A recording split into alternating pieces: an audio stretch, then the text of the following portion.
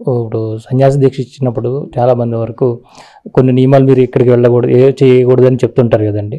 ఇప్పుడు మీరు ఎక్కడ మీరు ఈ ఆశ్రమం కానీ ఇది కానీ ఏర్పాటు చేశారు గురుగారు, అక్కడే చేసుకోవచ్చా లేకపోతే అన్ని చోట్లకి తిరగచ్చా అని ఏదైనా రూల్స్ చెప్పాలి? మేమైతే యాక్చువల్గా చెప్పాలంటే సన్యాసం ఒక చోట ఉండకూడదు 3 రోజుల కంటే ఎక్కువ. ఇప్పుడున్న పరిస్థితుల్లో స్వామీజీలకు బిడ్డలు పెట్టి వాళ్ళు కూడా ఎవరు లేరు. ఎవరిని వాళ్ళు ప్రొవైడ్ చేసుకుంటున్నారు. అందుకని ఇది కూడా ఒక ఇబ్బంది. అందుకని కొంతమంది సన్యాసం తీసుకుంటా అంటే వద్దని నేను చెప్తున్నాను. నేను వద్దు, దీంట్లో చాలా కష్టం ఉంది అని ఏదో కాషాయం కట్టేస్తే ఏదో అనుకుంది కాదు. అయినా సరే ఏదైనా బలమైన ఉపాసన ఉండాలి. సన్యాసం తీసుకున్నామంటే బలమైన ఉపాసన ఉండాలి. నా నమ్మకం అంటే అది ఎవరో చెప్పింది కదా, నాకు ఉన్నటువంటి అనుభవంలో చెప్తాను. నేను 10 ఏళ్ళు అయినప్పుడే తీసుకుని. అంటే చాలా రకాల ప్రలోభాలు వస్తుంటుంటాయి కదా, ఇది చేస్తే మీకు ఇది ఇస్తామంటే అది ఇస్తామండి అన్నిటిని కూడా మీరు. నేను అలాంటి వాళ్ళకి ఎప్పుడు కూడా నేను లొంగలేదు. అలా అన్న వాళ్ళు నా దగ్గర రారు. నా దగ్గర వచ్చి వాళ్ళు కరెక్ట్గా నాతో దాన్ని అంటారు నిర్వహణ చేసేవాళ్ళు సానుకూలతగానే ఉండాలి. నాకు ఉన్న ఉపాసన ఆయన స్వామి చాలా కోపిస్తే, కానీ నేను ఎప్పుడు ఈ కాషాయం కట్టాక కోపం తగ్గిపోయింది. 90% తగ్గిపోయింది. ఒక్కోసారి ఎప్పుడైనా ఎవరైనా ఫోన్లో కొంచెం చిరాకు పెడితే కొంచెం గట్టిగా మాట్లాడతాను తప్ప అర్ధరాత్రి ఫోన్ చేసినా కూడా ఎత్తుతాను, అంటే వాళ్ళకి ఏమి వచ్చిందో అని. చిన్న ఉదాహరణ, రాయగడ ఉంది, ఒరిస్సా దగ్గర రాయగడ. ఆయన మెడికల్ ఆఫీసరు, ప్రొఫెసరు. ఆయన కుర్రాడు నాకు ఫోన్ చేశాడు రాత్రి 12ంటికి. ఇదేంటి రాయగడ నుంచి ఫోన్ వచ్చింది అని, స్వామీజీ మా నాన్నగారికి కడుపు ఉబ్బిపోయింది, ఏం చేయాలో అర్థం అవట్లేదు అన్నారు. నేను ఎప్పుడున్నా విభూతి పట్టుకెళ్తుంటారు, వస్తుంటారు నా దగ్గరికి, ఏడాదికి ఒకసారి వస్తారు. నేను ఇచ్చిన విభూతి ఉందా అన్నాను. ఉందండి, అయితే కొంచెం గ్లాసులు వేసి నీళ్ళు కలిపి ఇచ్చేయండి అన్నాను. ఇచ్చేయండి అనగానే 1/2 గంటకి మళ్ళీ ఫోన్ చేసి తగ్గిపోయిందండి స్వామీజీ అన్నారు. అమ్మో ఎంత మహిమ ఉందన్నమాట అనుకున్నాను నేను. మంత్రదీక్ష తీసుకున్న తర్వాత సాధన చేస్తున్న క్రమంలో స్వామివారి యొక్క దర్శనం మీరు మొదటిసారి ఎప్పుడు పొందారు గురుగారు? అది అంటే 74 తర్వాత ఒక 12 సంవత్సరాలకు. కానీ అంతకుముందు కొంచెం ఏదో భజనలోనే అక్కడ అలా పెద్ద వెలుగు కింద వచ్చుతూ ఉండేది. ఈ కాంతి కూడా సరిపోదు, అంత విపరీతమైన కాంతి కనపడుతుండేది. ఏదో కనపడుతుంది, భజనలో కళ్ళు మూసుకుని పాడుతున్నావు కదా అనుకునేవాడిని. ఇంట్లో కూర్చుని జపం చేసుకుంటుంటే ఎదురుకుండా హనుమంతుడు ఫోటో ఉండేది, ఆయన నవ్వుతున్నట్టు అట్లాగా ఉంటుండేది. నేను కూడా ఒకసారి ఏడుపు వచ్చేస్తుండేది, ఒకసారి నవ్వుతూ ఉండేవాడిని. ఇలా నేను మా అమ్మగారు ఉండేవాడు, ఏమిట్రా ఏంటి అలా ఏడుస్తావేటి నవ్వుతావేటి అంటే, ఎక్కడ నవ్వానమ్మా ఎక్కడ ఏడ్చానమ్మా అంటుండేవాడిని.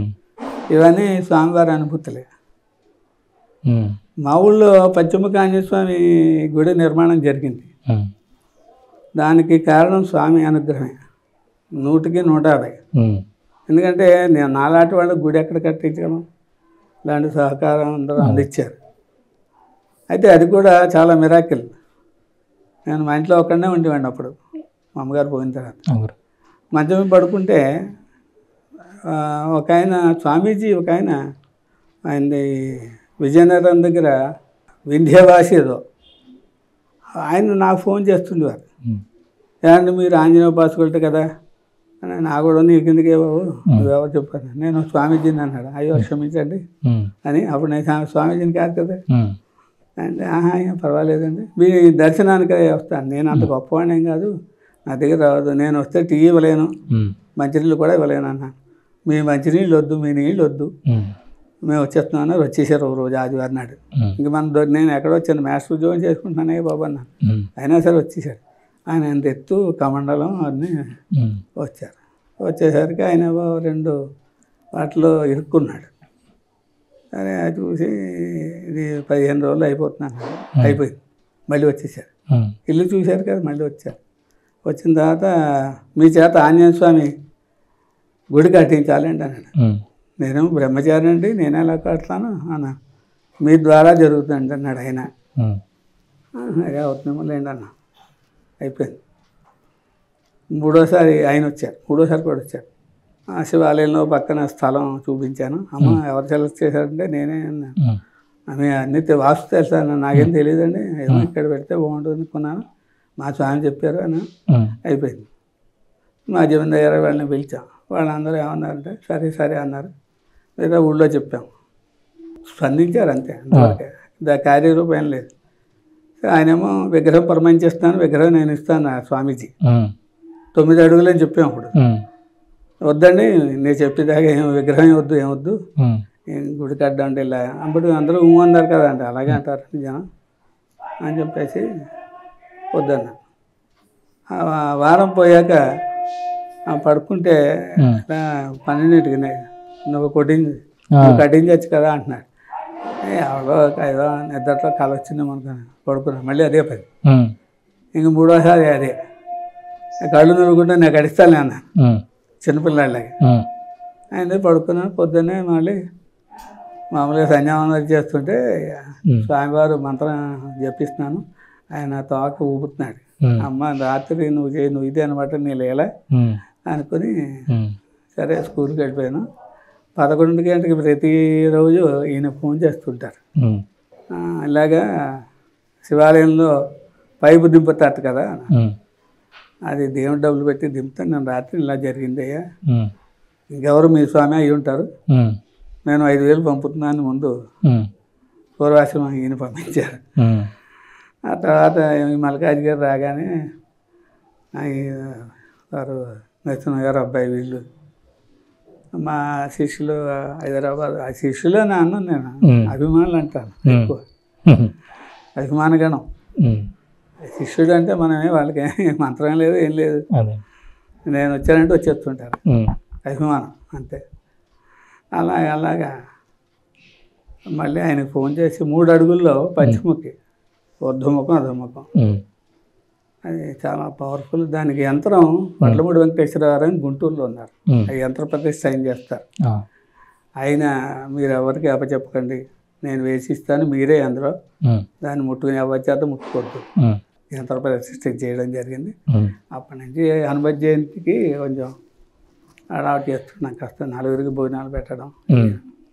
ఇలాగా ఈ స్వామివారి యొక్క అనుగ్రహం నిండుగా ఉందని నా నమ్మకం.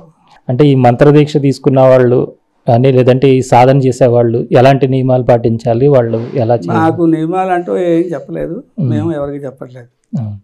మొన్న కంచి కామకోటి పీఠాధిపతి వారు విజయేంద్ర సరస్వతి ఉన్నారు కదా, శంకర విజయేంద్ర, వారు వాళ్ళ దాంట్లో ఒక ఆయనకి నన్ను ఇప్పించారు.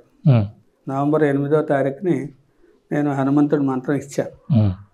కంచివారికి ఆయనకి తెలుసు అనుకుంటా మన దగ్గర ఏముందో, ఆయన పక్కనే కూర్చోబెట్టుకుంటారు ఎక్కడున్నా సరే పిలిచి, అది నా పూర్వజన్మ సుకృతం. మామూలు ఇప్పుడు ఎందుకంటే బయట ఎక్కడంటే అక్కడ మంత్రాలు చదువుతూ వాళ్ళు సాధన చేస్తూ ఉన్నారు కదా, అలాంటి వాళ్ళకి చాలా సమస్యలు వస్తుంటాయి అంటుంటారు. దాని నుంచి మనం కామెంట్, ఏదైనా గురుముఖత తీసుకోవాలి, మంత్రం గురుముఖతనే తీసుకోవాలి. ఇప్పుడు మామూలు టీవీలో వాళ్ళు అక్కడ చెప్తున్నారు, అది వాళ్ళ ఇష్టం వాళ్ళది. అవునండి, వాళ్ళ దానికి ఉద్దేశం. మీ దగ్గరికి వచ్చిన వాళ్ళు వాళ్ళకి పూర్వజన్మ కర్మఫలం ప్రారంభ కర్మలతో వస్తుంటారు కదా గురు, ఏదో ఒకటి ఉంటుంది, వాళ్ళకి ఎలా దాని నుంచి బయటపడే మార్గాలు? దానికి ఏంటంటే నేను ఒక తాడును విభూతి ఇస్తాను, వాళ్ళని చూసి చూడగానే నాకు తెలిసిపోతుంది. మా స్వామి ఏం చెప్తారో నాకు చెవిలో చెప్పినట్టు జాడ వినిపిస్తుంది, అప్పుడు నేను చెప్తాను వాళ్ళకి. అయితే వాళ్ళకి దాంట్లోంచి విముక్తి అవ్వడానికి కొన్ని ఏవో మార్గాలు, ఆ టైంకి ఆయన ఏం చెప్తారో వెంటనే దాన్ని ముందేదో ప్రిపేర్ చేసి చేయడానికి, నేను నోట్స్ రాయడానికి ఏం లేదు. ఆ టైంకి ఆయన ఏం చెప్తాడో అది. ఎక్కువ హనుమాన్ చాలీసా అందరినీ చదువుకోమంటాను. ఇప్పటికీ రోజు చేస్తుంటాను నేను, స్నానం చేస్తున్నప్పటి నుంచి వెళ్ళిపోతుంటుంది నోట్లో. ఎన్ని లక్షలు చేసాము హనుమంతుడు మంత్రం, 74 అంటే 26 49 సంవత్సరాలు అయింది. అలాగే రోజు ఎంతో కొంత, అప్పుడైతే గట్టిగా బాగా నూరివాడం,